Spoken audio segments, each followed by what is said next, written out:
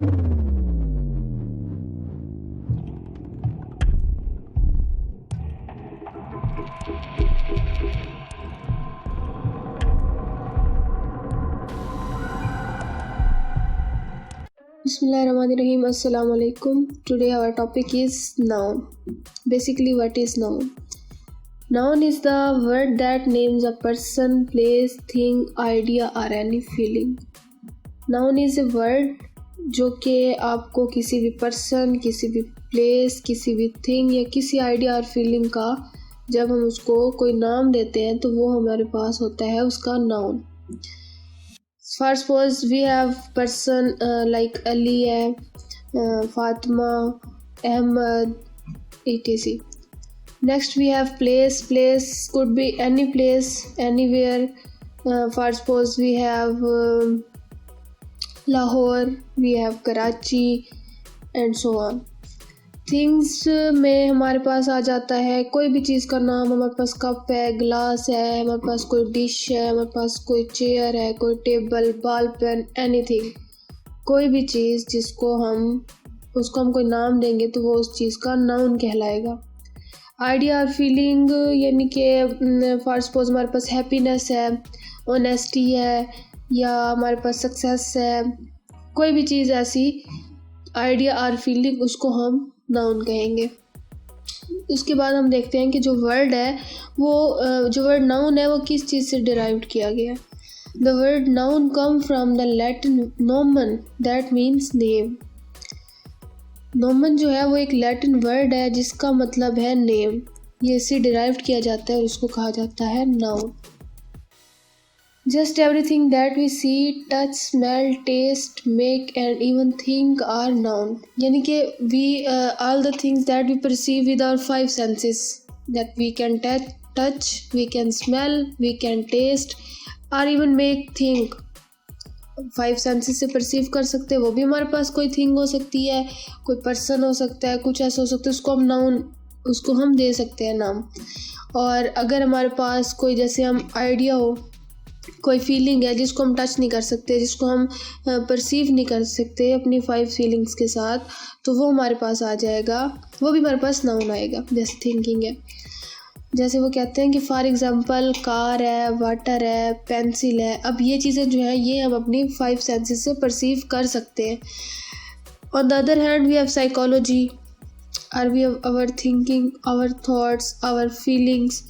Basically उनको हम नाम तो देते हैं. जैसे कोई ऑनेस्ट है तो हम कहते हैं कि ये बहुत ऑनेस्ट है.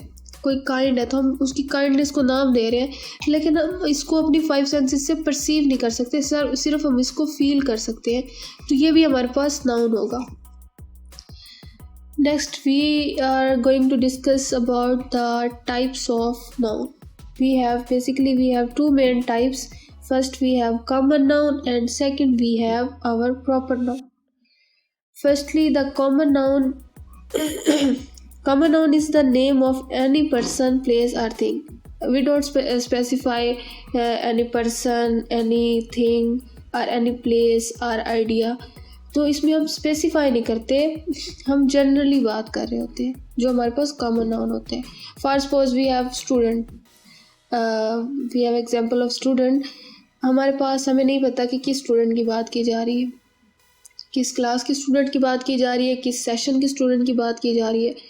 अगर हम इसको ऐसे कहेंगे कि Ali is the student of 8th class, तो ये हमारे पास स्पेसिफाई कर देगा अली को कि वो अली है और वो 8th क्लास का स्टूडेंट है.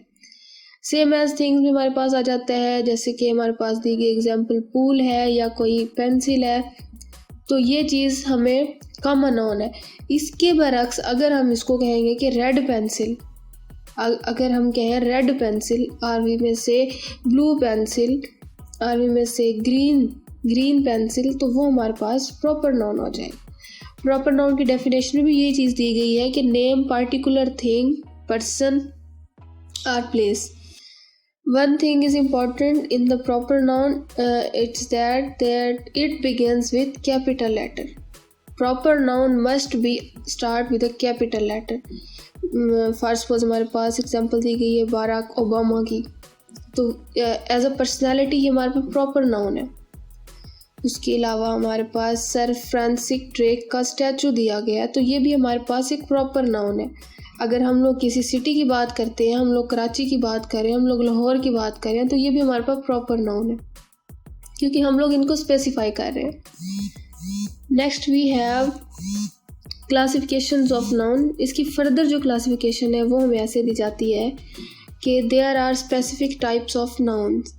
फर्दर बेसिक उसकी वही थी, हमारे पास कॉमन नाउन थी और हमारे पास प्रॉपर नाउन थी। इसकी नेक्स्ट जैसे हम सब डिवीजन करते हैं तो उसमें हमारे पास सबसे पहले आ जाता है हमारा concrete noun. Concrete noun basically हमारे पास है नेम समथिंग और someone you can touch, see, hear, smell.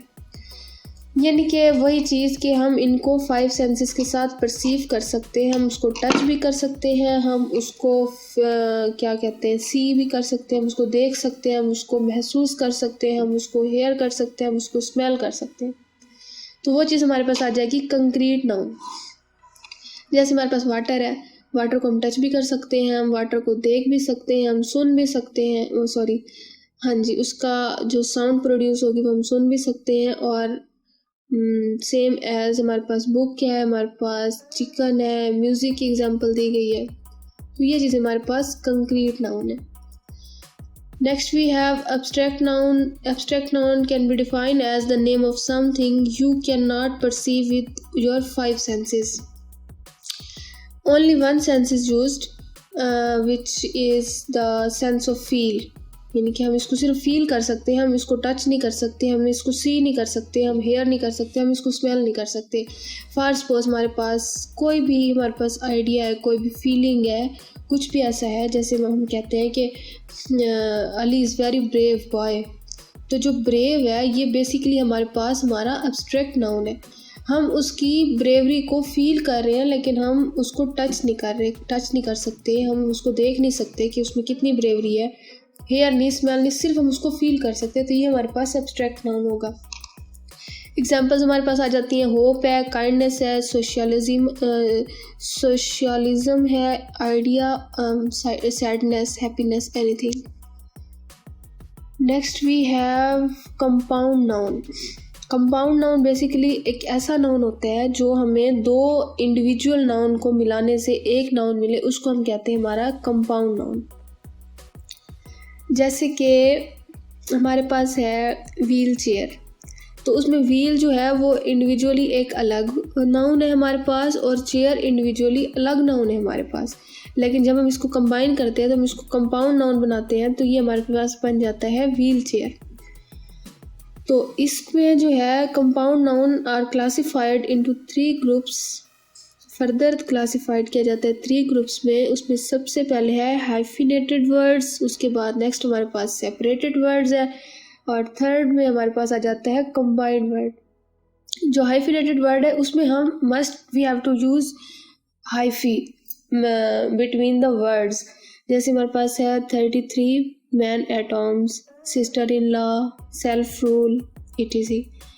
उसके अलावा जो सेपरेटेड वर्ड्स हैं उसमें हम कोई हाइफी यूज़ नहीं करते, लेकिन हम 2 वर्ड्स के दरमियान एक स्पेस दे देते हैं। जैसे हमारे पास सनफ्लावर है, हमारे पास व्हील चेयर है, हमारे पास टूथपेस्ट है, उसके अलावा हमारे पास कॉफ़ी टेबल है, सोशल सिक्योरिटी है, डाइनिंग रूम है, वगैरह वगैरह।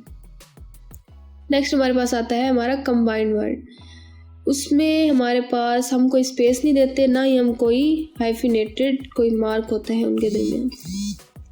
तो सबसे पहले हमारे पास एग्जांपल आ जाती है school teacher, next high school है, बुक शेल्फ है, लैंडलॉर्ड है, हेडमास्टर है, वगैरह वगैरह। उसके बाद हमारे पास आ जाता है कलेक्टिव नाउन। जो कलेक्टिव नाउन है वो group of people or thing, मतलब group of people or thing, उनको हम कलेक्टिवली एक नाम दे देते हैं। जैसे कि हमारे पास है क्लास। क्लास में ओवरऑल स्टूडेंट्स होते हैं, 30 की क्लास हो सकती है, 20 की क्लास हो सकती है, 5 बच्चों की क्लास हो सकती है, लेकिन ओवरऑल जब हम उसको एक नाम देंगे हम कहेंगे हमारे पास क्लास है। यानी कि ग्रुप ऑफ पीपल होंगे या ग्रुप ऑफ थिंग्स होंगी, तो उसको हम नाम देंगे कलेक्टिव नाउन का। जैसे हमारे पास फैमिली है, क्लास है, ट्रूप्स है, यानी कि काफ़ी सारे सोल्जर्स होंगे तो हम कहेंगे हमारे पास ट्रूप है, और क्लब है, वगैरह वगैरह। नेक्स्ट है हमारे पास noun in the sentence. Sentence में नाउन कई तरह से यूज़ हो सकता है। In a sentence the noun are used as the subject of the sentence. कहीं हमारे पास ये एज अ सब्जेक्ट यूज़ हो रहा होता है, यानी कि काम करने वाला। जैसे हमारे पास एग्जांपल है the boy plays in the garden, कि जो लड़का है वो गार्डन में खेल रहा है। तो यहाँ पे ये जो है boy as a subject common noun भी है, कंक्रीट नाउन भी है, यानी कि हम इसको टच भी कर सकते हैं, फील भी, देख भी सकते हैं, सुन भी सकते हैं। और हमारे पास कॉमन नाउन भी है, क्योंकि स्पेसिफाई नहीं किया गया कौन सा लड़का खेल रहा है, सिर्फ ये कहा गया कि the boy plays in the garden. तो यहाँ पे नाउन जो है वो एज अ सब्जेक्ट यूज हो रहा है। नाउन इन द सेंटेंस, इसके अलावा हम देखते हैं कि also in the sentence the noun are used as a direct object which are the things that we are talking about. The answer the question word Thomas loses his wallet. तो इसमें जो wallet है वो हमारे पास basically common और concrete दोनों noun है, लेकिन इसमें as a direct object use किया गया सेंटेंस में वॉलेट को। और जो थॉमस है वो एज अ प्रॉपर नाउन भी है और एज अ कंक्रीट नाउन भी है। तो यहाँ पे ये पॉइंट आउट कर रहे हैं डायरेक्ट ऑब्जेक्ट को। एक हमें क्वेश्चन का आंसर दिया जा रहा है कि थॉमस ने अपना वॉलेट खोया है, यानी कि हु लॉसेस हिज वॉलेट, तो हम कह सकते हैं कि थॉमस लॉसेस हिज वॉलेट।